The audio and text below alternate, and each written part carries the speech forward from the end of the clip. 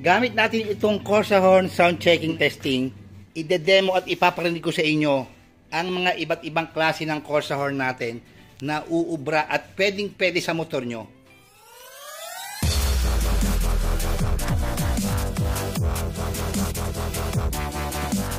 Magde-demo tayo at magsa-soundcheck tayo ng iba't ibang klase ng mga Corsa Horns na meron tayo mga kabekis, no? So shoutout muna sa Corsa, kay Salardi, Corsa Philippines, at binigyan tayo ng ganito para maiparinig ko sa inyo at kung ano ba yung akma na para sa mga sasakyan nyo o sa motor nyo. Meron kasi tayo mga motor na sobrang sikip ng kaha, kunwari mga wave, smash, ipipil kasi natin ilagay yung mga ganito, yung malalaki, which sabi ko naman hindi rin maganda ang busina pag naiipit. So meron po tayong para sa mga masisikip na kaha na pwede naman ganito gamitin kasi malakas naman na siya. At by the way din po, gusto ko sabihin sa inyo na ang Corsa po 2014 pa lang po ginagamit ko na. So kung gusto nyo malaman, kasi may mga naglalabasan ng mga busina ngayon iba't ibang klase. Pero kung gusto nyo makasigurado ng tatak na original at yung talagang quality, matitibay talaga, subok ko po ang Corsa dahil 2014 gamit ko na yan. Kayo, yung mga businang mga bagong brand na kinakabit nyo, tumatagal ng ilang buwan, ilang taon, nagongongo na. Sa akin, matagal na. Gaya nito, unang de-demo natin sa inyo, ito. Ang code niyan is ito. 60BO. Oh, sige, pinutin mo.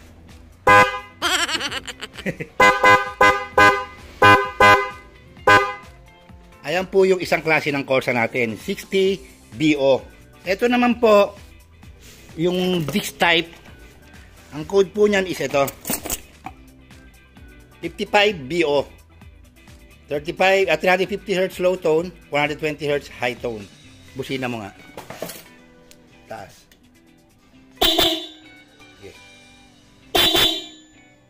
Okay. Ayan. So, yung sa baba. Sa taas. Okay. Ayan po yung 60BO at yung 55BO natin na disc type. Kabit naman tayo ng iba. So okay, ito naman yung dalawang pares naman na ibang code din. So ito po na medyo mas malaking disc type natin. Ang tawag po diyan is yung 50FO. 335 Hz yung low tone niya at 435 Hz yung high tone. Then itong isa, ito po yung 60EO. Ayan, 410, 510. Low and high po yung mga busina, no? Sige, simulan natin yan sa taas. Yun yung disc type. Okay.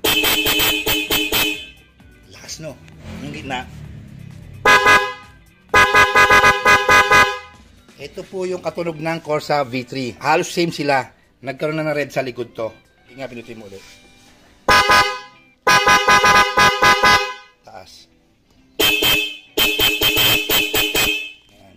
So, ayan po yung 60EO natin. Yung nasa gitna. At yung disc type natin, ayan yung 50FO. Okay. So, 4 na Corsa na po yan. Meron pa tayong dalawa. Ikakabit din natin yung paparinig ko sa inyo. So, ito po yung 65BO. Testing mo nga, Papa, sa taas. Yan yung 65BO, no? Yan po yung magkita nyo sa nakakabit sa akin. Katunog niyan. Ayan.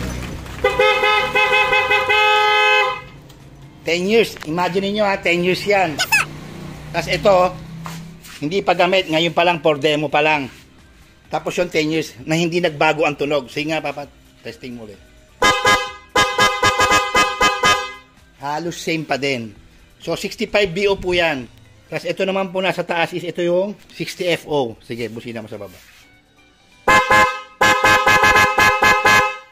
Halos magkatunog. Mas malakas nga lang ito ng konti.